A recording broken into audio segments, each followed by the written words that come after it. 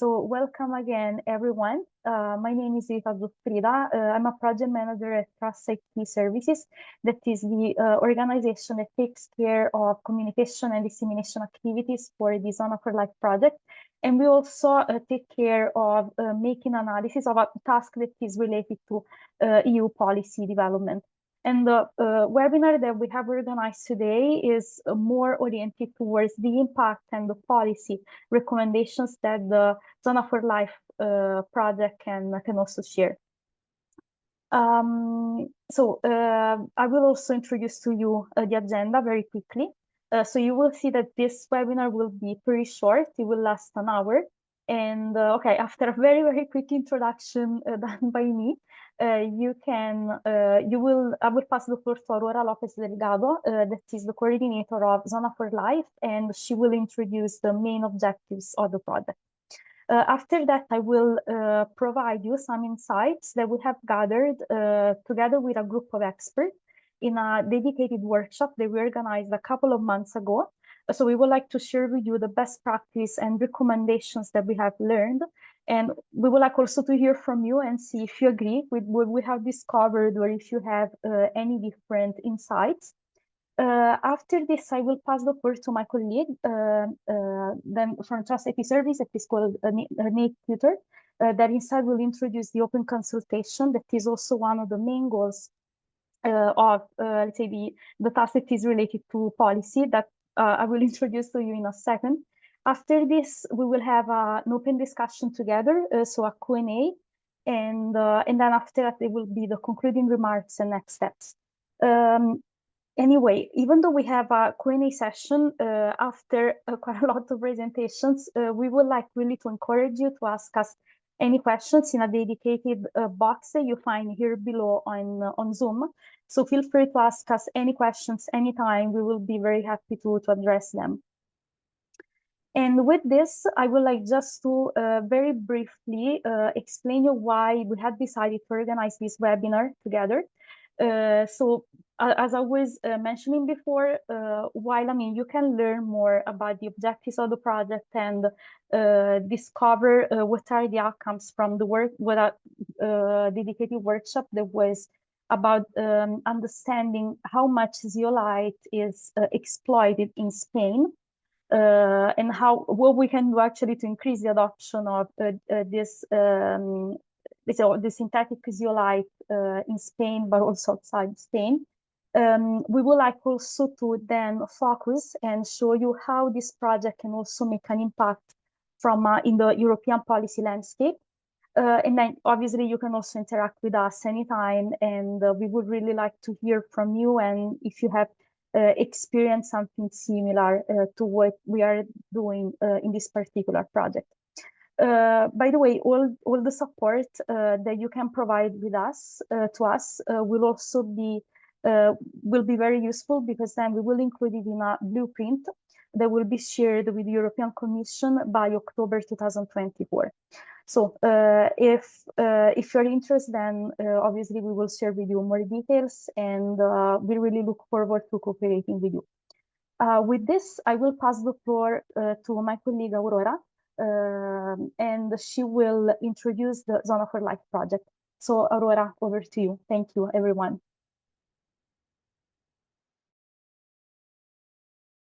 Aurora, you can unmute yourself now. And I hope... Microphone was in silent. Okay, perfect. Now we can hear you. Okay, thank you very much, Rita. Good afternoon to everyone. Welcome to our webinar, Exploring Zeolite Solution for Circular Economy, which is a part of the communication and dissemination strategy campaigns of our project, Aluminium Foundry Circularity via Holistic Zeolite Production for Effluent Depuration. First of all, let me introduce myself. My name is Aurora Lopez-Delgado, and I am a research scientist at the Spanish National Research Council, CSIC. I'm currently working at the Institute Eduardo Torroja for Construction Science within the research groups Material and Energy for Sustainable Development. As coordinator of the Z-ONA4LIFE project, I would like to thank you for your participation in this webinar, in which we intended to explore the potential of zeolite production from waste in order to promote a circular economy. To achieve this, your help, experience, and knowledge are essential in shaping a plan that will enable us to move forward. Next, please. Next, please. Okay, thank you. To provide some context, I will give you a brief overview of our projects. The Z-ONA4LIFE project is a 4-year initiative funded by the LIFE program for the environment and climate action, specifically within the circular economy and quality of life subprogram. Its main objective is to demonstrate on a pilot scale that salt slag can be transformed into zeolite through a technically and economically viable process. Moreover, this zeolite will later be used as an absorbent to treat different types of industrial effluents, such as limestone slurry, wastewater from waste treatment plants, mining, etc., and even for flue gas treatment in the aluminum industry itself. Next, please. For those who are not familiar with the aluminum industry and its challenges, let me provide a short introduction. Aluminum is a high-tech metal with a unique combination of characteristics, making it an essential resource for sectors such as transport, construction, packaging, and renewable energy technology, among others. This diverse application explains the expected growth in demand for aluminum by more than 50% by 2050, reaching a production of around 108 million tons. As a result, aluminum is included in the list of critical raw material by the European Raw Materials Alliance. The European Aluminum Vision 2050 outlines strategies to achieve circularity in the aluminum industry. Significant progress has already been made in recent decades through the development of secondary metallurgy, where scrap aluminum is recycled to produce new ingots. In Europe, recycled aluminum accounts 30% of the total metal supply. The secondary metallurgy process has succeeded in reducing the energy required to produce aluminum by 95% compared to primary metallurgy, marking a major step toward achieving circularity in the aluminum industry. However, the circularity of foundries is not yet complete due to the generation of waste during the recycling process. The primary waste from secondary metallurgy is salt slag, produced during the melting of the scrap with flushing salts. Nearly 0.5 tons of salt slag are generated per ton of aluminum, leading to a forecast of 26 million tons in the waste of this waste globally by 2027. The global concern with salt slag extends beyond its large volume. According to the European Hazardous Waste Catalogue, salt slag is classified as a hazardous waste due to its highly flammable, irritant, harmful, and leachable properties, requiring management as a high-risk waste. Both the large quantity of salt slag produced and its hazardous nature present significant challenges for its management and processing worldwide. Next, please. In view of this situation, the specific objectives of the project are focused on improving circularity in the aluminum industry by valorizing salt slag, bridging the gap between the valorization of salt slag at large scale and their potential application at industrial scale, developing a near zero waste process by recovering byproducts, promoting the widespread use of zeolite labeled as Z-ONA through a demonstration plant for effluent treatment, addressing the commercial exploitation of Z-ONA zeolite, and providing an analysis of how the expected result can impact European policy, legislation, and business sector. It is especially on this last point that our workshop today is framed, where we intended to facilitate integration and knowledge exchange among all the participating experts. I would like to explain the meaning of Z-ONA. The Z stands for zeolite, while ONA is a Basque word that means good. Then Z-ONA means good zeolite, in contrast with the dangerousness of salt slag. But before we proceed, you may be wondering, why transform salt slag into zeolite? Next, please. As many of you know, zeolites are fundamental inorganic compounds in the chemical industry, thanks to their wide range of application. Their versatility is attributed to their porous nature and ion exchange properties, making them a material with high technological performance. In 2021, the global market value of zeolites reached $12 billion, and it is expected to grow to $14 billion by 2026, with an annual growth rate of around 3%. Specifically, the global synthetic zeolite market reached a value of nearly $6 billion in 2023, and synthetic zeolites are expected to dominate the market due to the high demand from detergent and absorbent manufacturers.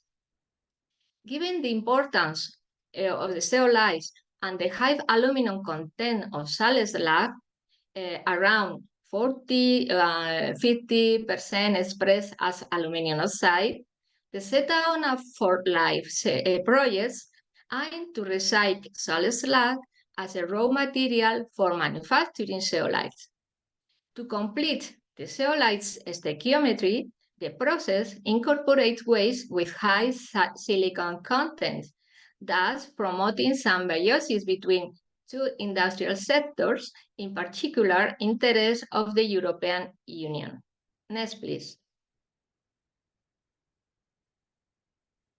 In summary, the Z-ONA4LIFE project is designed to close the loop between the generation of waste, its treatment and management, the development of value-added materials such as zeolites, and their implementation in the future market. The success of this initiative will be made possible by assembly of the multidisciplinary consortium comprising partners with complementary skills and capabilities. The scientific partners, CSIC, and specifically the MEDES research groups, brings extensive knowledge in waste characterization, recycling, zeolite production, and pollutant removal application. Alusigma is a business partner whose main activity is the production of secondary aluminum and is directly involved in the sustainability and circularity of the aluminum industry. In the end, an engineering company offers technical expertise in designing, installing, and commissioning pilot and demonstration plants. Ferrosadin is a business partner with extensive experience in the management and treatment of waste and metallurgical byproducts by recovery purposes. Cogersa is a public company with proven experience in the use of different technology for waste management, including hazardous waste and wastewater treatment. Compla is a software development, communication, and digital marketing company. And finally, Trust IT is dedicated to carry out market studies and defining communication strategies. Together, these partners form a robust consortium capable of driving the project's objectives forward. Next, please. With the successful achievement of these objectives, the Z-ONA4LIFE project seeks to advance several strategic initiatives, including the Circular Economy Plan, the European Industrial Strategy, the Waste Framework Directive, the European Green Deal, and the Sustainable Development Goals. A key approach to addressing environmental issues relating to waste management is developing processes to convert waste into valuable material that can be used by industry or by other sectors.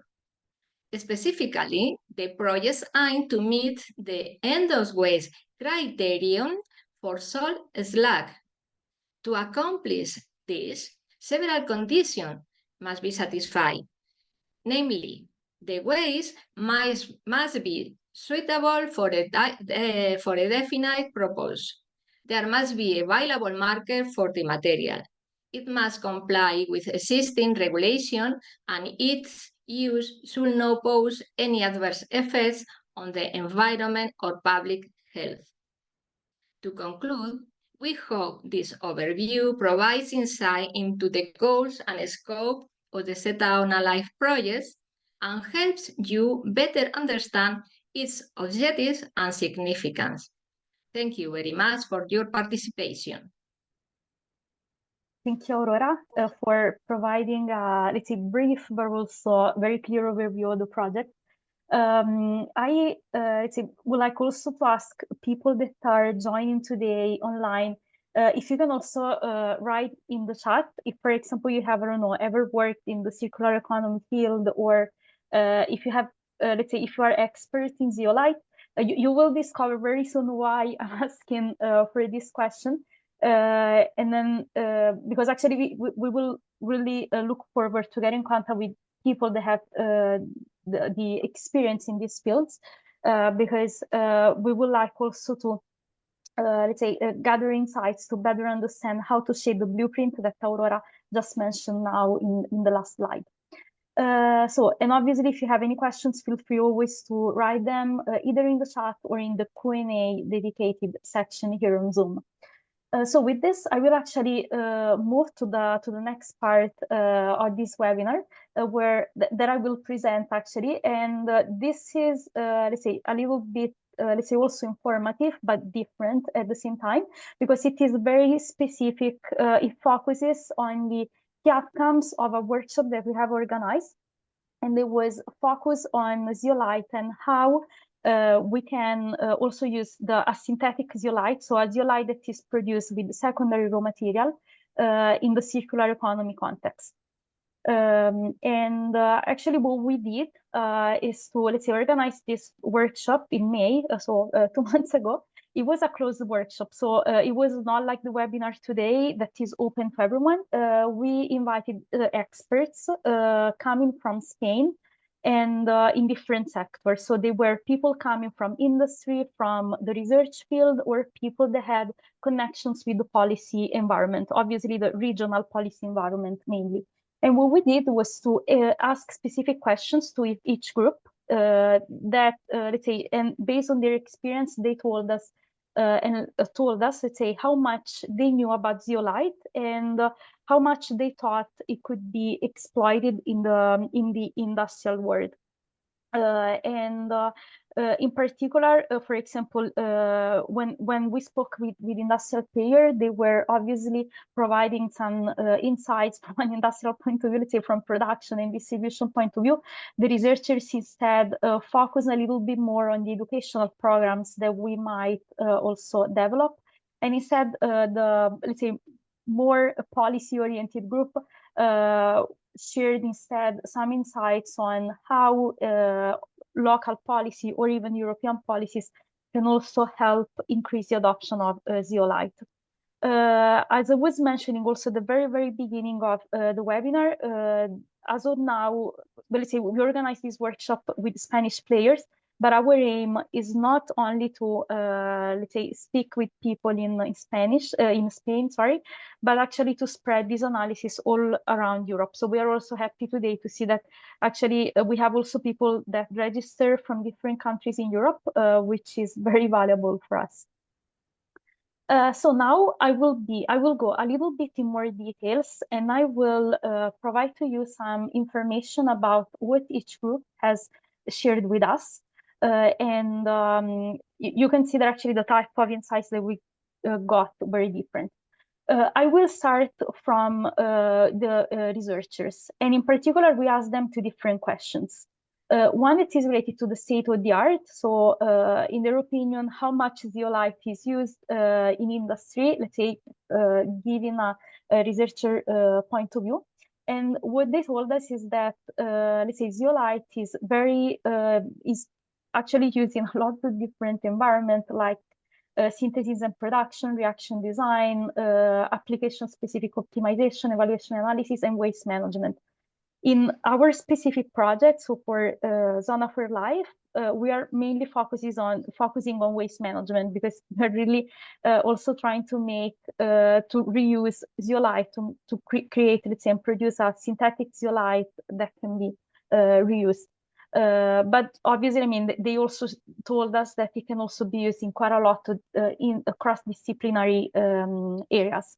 The industrial applications that are mainly used for zeolite are, let's say, as of now, the environmental remediation, agriculture, water purification, and catalysis.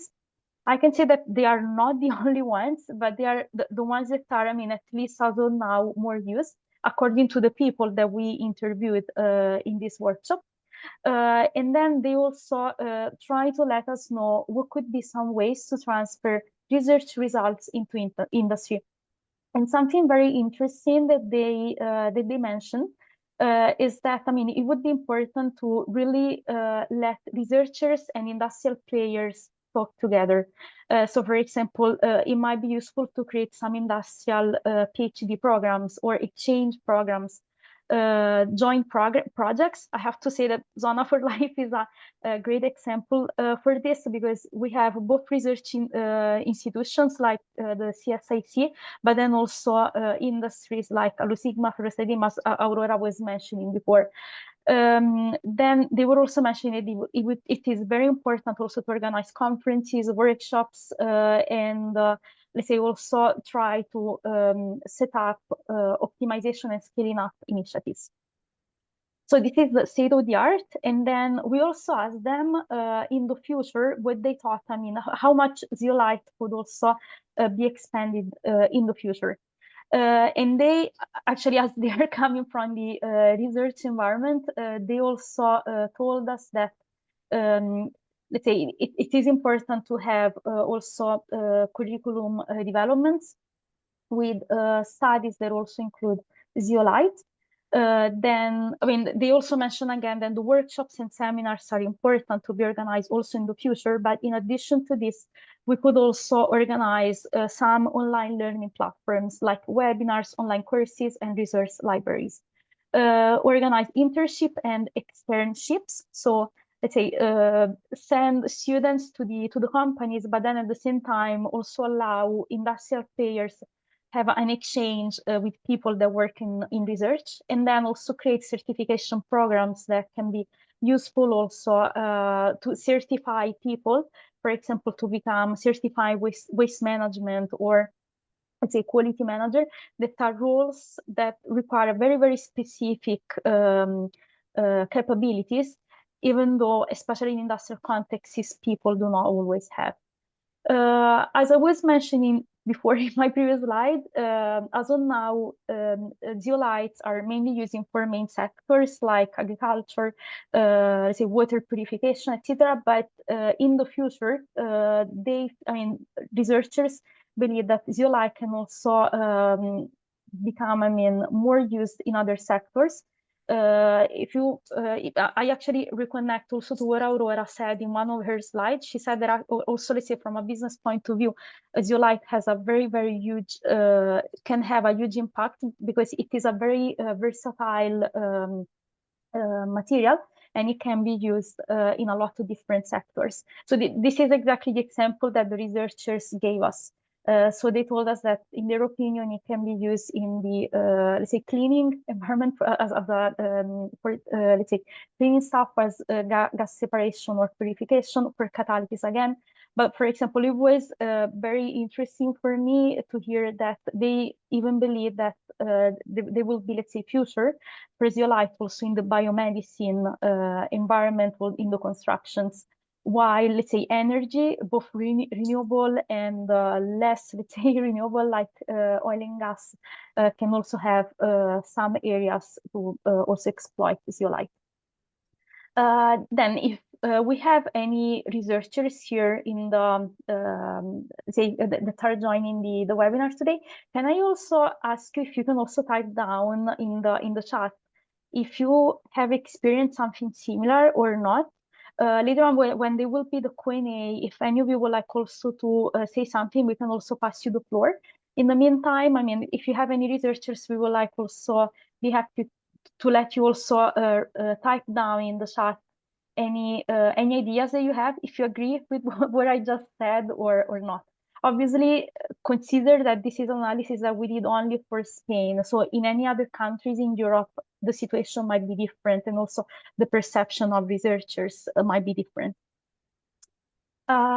Now, I will now move to the industry. The type of questions that we asked them were a little bit different, because they were not about, not too much about education, but it was more about the application of zeolite in an industrial context. So let's say for production or distribution purposes. Something interesting that they shared is that as they are working with zeolite every day, they had also a little bit more clear ideas of the different topics where zeolite is currently used. So they also mentioned that, for example, it is used as lightweight concrete, as a fertilizer, for example, as slurry treatment, construction, etc. Also to improve the quality of soil. So you can see that the Spanish industrial players that we interviewed are already aware of this, and they are already starting to use zeolite also in a lot of different contexts. And you can also see here that, let's say, so then, I mean, the area of application are really broad, because they can go from the effluent purifications, like, for example, water depuration. That is actually something that we will also test in the Z-ONA4LIFE project, but then it can be even used as animal nutrition, or let's say to separate molecules by size. So it is a very, very versatile product. Raw material, sorry. And here again, in terms, I mean, of future applications and impact, they actually agreed more or less with what also the researchers told us, because they also agree that in the future, it can be always used for, let's say, energy, for effluent depuration, construction, agriculture, and catalysis. But then they also mentioned something that, let's say, was very, very useful for us. So they also mentioned some quality concerns and legal barriers that might prevent companies to adopt also zeolite. And what they share with us is that very often, let's say, synthetic zeolite that uses, let's say, recycled raw material to be used might have also lower quality, or at least people might perceive it as a lower, as a product with lower quality, even though at the very end, zeolite will always do the same. So the synthetic zeolite is not, let's say, a product that is, let's say, less, let's say, useful in terms of final activities, but the quality concerns, but actually in the industrial field, especially when they're talking about efficiency or cost, etc., they were also, let's say, concerned about the quality that a synthetic zeolite might generate, let's say, in the final product. And then at the same time, there are also some legal barriers, because very often buying zeolite that is new compared to recycled one is cheaper. We know a lot of different countries, actually in Europe, for example, or even in the world, where very often it is simply cheaper. Let's say if we consider the life cycle of the product, it happens very often that recycled products are simply more expensive than others. So the legal barriers, I mean, from this point, we can also discourage the use of waste in, let's say, in adopting the synthetic zeolite production. I'm not sure if anyone has any questions here, or if Aurora, if you would like to add anything, because I saw, no, okay. So I will proceed, okay. And here again, if you have any industrial players with us, we will be very curious to know if you also agree with what I just mentioned, and they will share with us, or if you have any other inputs or insights that would be useful to share with us. Then the last group that we interviewed were called, let's say, other entities, because they were not exactly policymakers, but they are people that have experience in this field, and they actually also work with regional policymakers and regulators. And so the type of information that they share with us is that as of now, obviously, having fiscal and financial incentives is very important also to, let's say, lower the cost of secondary raw materials. And something that they also mentioned is that it would be very important also to create standards and certifications also for setting a sustainable use of secondary raw materials. And for this, establishing research and development funding, like, for example, I don't know, the program LIFE that is funding, for example, Z-ONA4LIFE, or any others, are crucial to, for, let's say, in this. Then they also, let's say, mentioned some policies that are used as of now for let's say, a sustainable use of secondary raw materials, and they are co-programming partnerships at European level. So, for example, the Process for Planet. I'm not sure if you ever heard of this, but it is also a financing program of the, let's say, a European funding program, especially, let's say, that has an industrial, let's say, perspective. So usually, let's say, people that work in industry are, let's say, following this. Then obviously we have the Green Deal, the Sustainable Development Goals that are, let's say, more strategic and at European level. And then they also mentioned that let's say something important, and that, I mean, we have, I mean, at local level, but not always, is also to simplify process for waste management. So, for example, if we consider also the European landscape, we know, I mean, that managing waste is never easy, but every single country, for example, or every single region, city has its own regulations, let's say, and this very often doesn't make the life of using secondary raw materials easy. So for, let's say, in terms of future applications, they actually gave us some recommendations in terms of policies for adopting secondary, let's say, for using more secondary raw materials. But before mentioning this, they also, let's say, the experts that we interviewed also shared with us what, in their opinion, would be the policies that will impact the most the use of zeolite also in the future.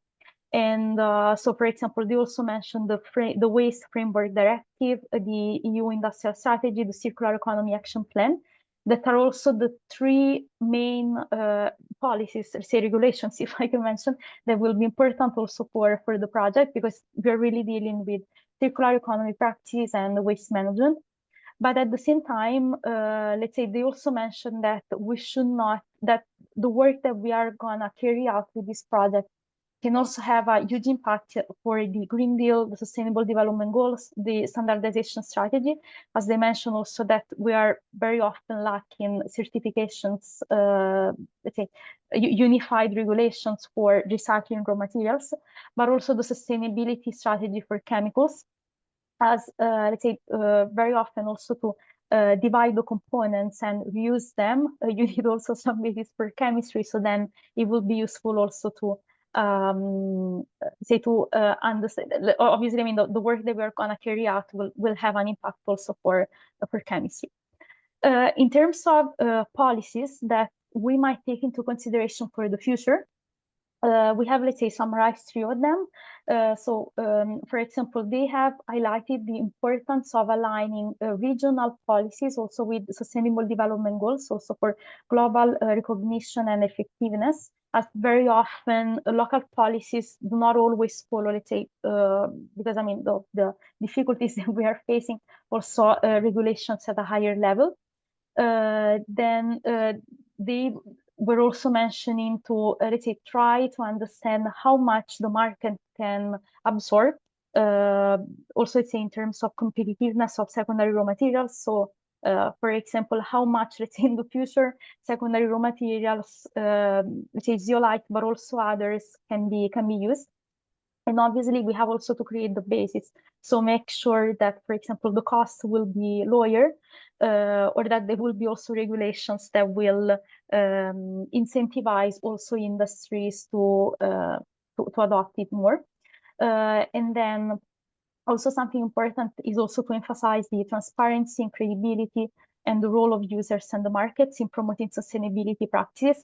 Here I'm thinking, for example, about the something, I mean, that is becoming very, let's say, common here. That is also the digital passport. Let's say, so then this will also make the entire supply chain a little bit more transparent, and people might be also more willing to say use also secondary raw material.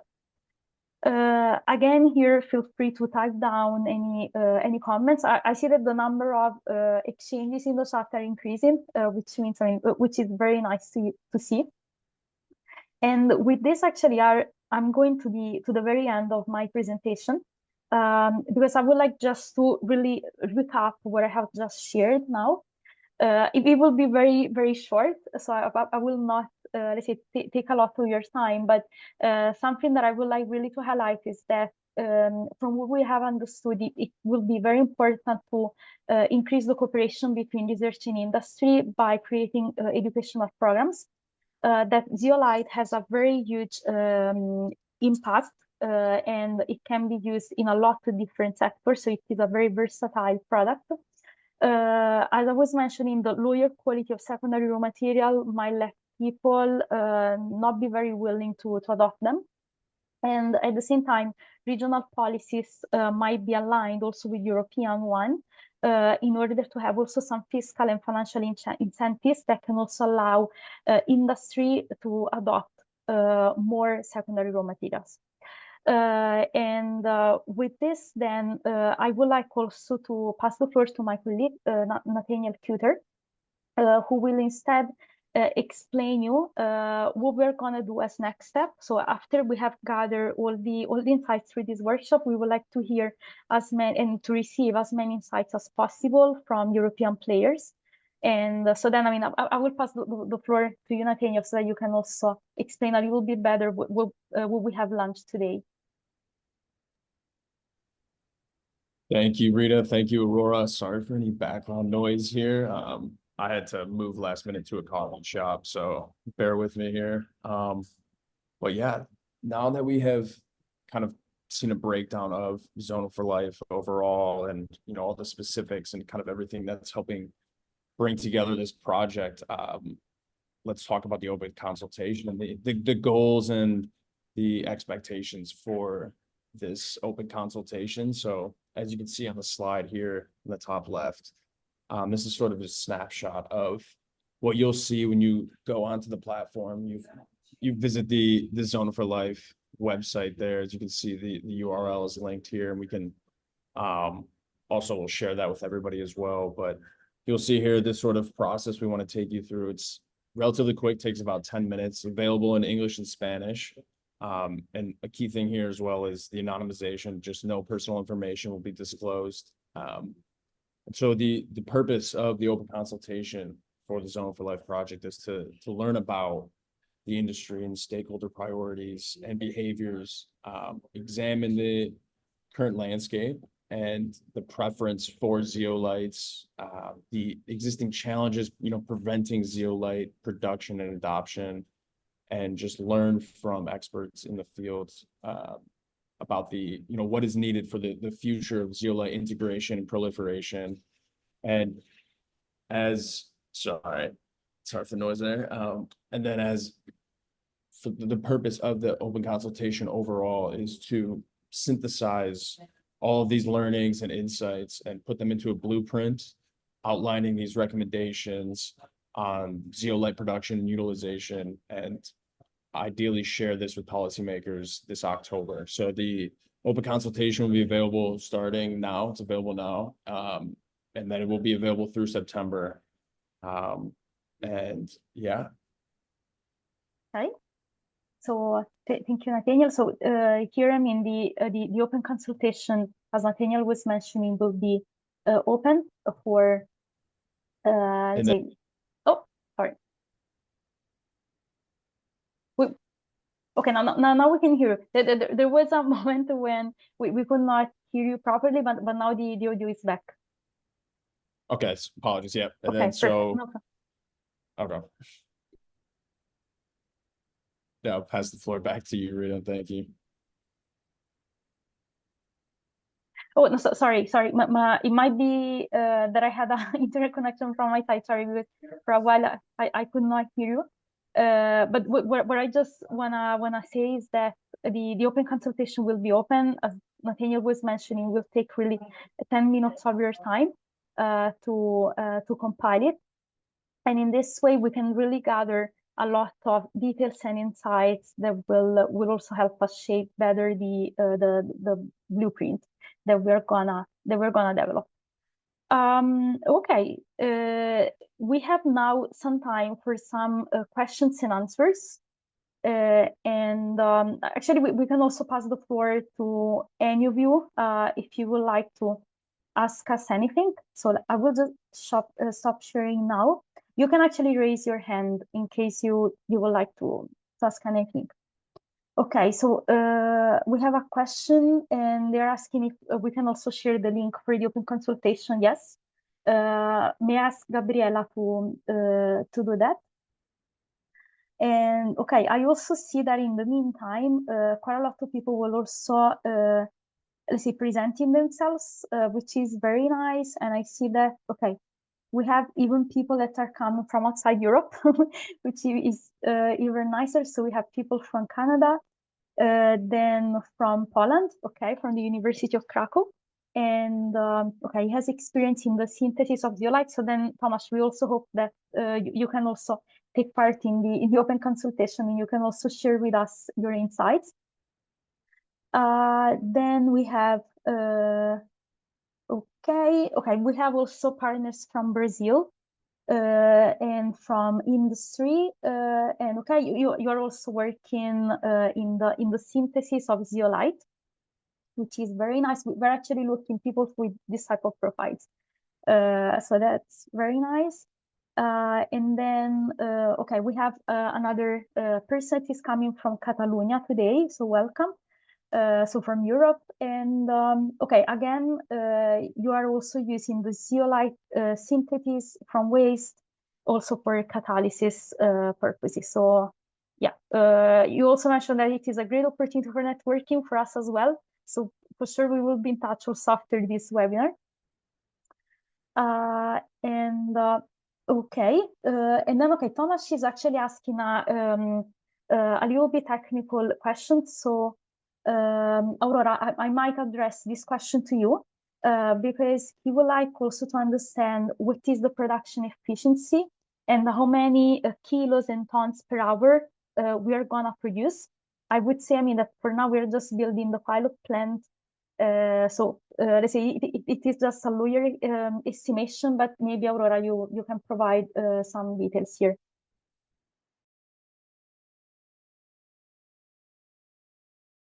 Aurora, sorry, you're muted. Okay, perfect. You're still muted. Can you try to unmute yourself by clicking the... Now, okay? Yes. Now we can hear you well. Okay. Thank you, Thomas, for your question. Now we are in the lab scale experiments, and in this scale it's quite difficult to tell a real efficiency. Mostly the total salt slag is transformed in zeolite, but we have to take into consideration several components of salt slag which don't react with in the alkaline media, and accordingly they don't transform in zeolite. But we estimate around 85–90% of efficiency. That is high, but we have to prove this when the experiment at pilot scale will be performed. Okay. And there is another question of Derek from Canada. He said, I cannot you people actually feel it. Yes, I think, yes, it's okay. We are thinking about European people, but of course, people more beyond Europe is welcome, absolutely welcome.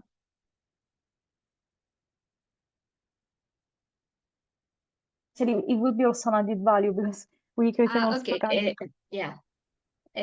Thomas also asked about what kind of zeolite. In our lab scale, we have get principally zeolite P, NAP, and zeolite 8. Sometimes in several conditions, we can also say sodalite, but sodalite is not interest for us. But zeolite A and zeolite P1 is very interesting for us because they had very interesting property, especially for metal removal from wastewater. Aurora, actually, we have a question also from Marcela, which I suppose that you have already replied because she wanted to understand which type of zeolite we're gonna produce. And that, I mean, she has also tried to use the A-type zeolite from SLEG. So she has also experience in this type of zeolite. This is the question from Marcela. From Marcela, it is, may I ask about the type of zeolite that you aiming to produce? Okay. Well, congrats, Marcela. If you are able to use zeolite from waste to use in catalysis, I think it's very interesting field. I would like to talk to you more closely. You can get contact with us through the email, and we can establish a webinar or a video conference between us and talk about this issue because it's very interesting for us. In our lab, we are not able to use zeolite for catalyst, but perhaps we can collaborate with you, establish a relationship between us. And I see that Marcela would really like to get in contact with us, which sounds really, really great. Let's say what I would recommend you, Marcela, to do is to let's say follow us on our social media channel on LinkedIn and Twitter. We are pretty active, and then we can also be in contact with us, unless you want to share your email with us, and then we will also get back to you. I will also type here the general email address that we're using also for Z-ONA4LIFE. I will type here in a moment, so that, I mean, in case you have any questions, etc., you can either use the contact form that we have here on the website. It is this one, and or okay, here, and then we'll receive actually a notification, or you can also use another email address that is the general one, let's say that is info Z-ONA4LIFE. And so then, I mean, obviously, if you also contact us through LinkedIn or Twitter, we will also reply to you, and we can establish a cooperation together. So I don't see any further questions, and so then maybe I will just start sharing my screen again, and actually I will move to the final part of the webinar. Okay, hopefully it is still visible. Okay. So what I would like to say, let's say, first of all, to thank everyone again for joining the event today.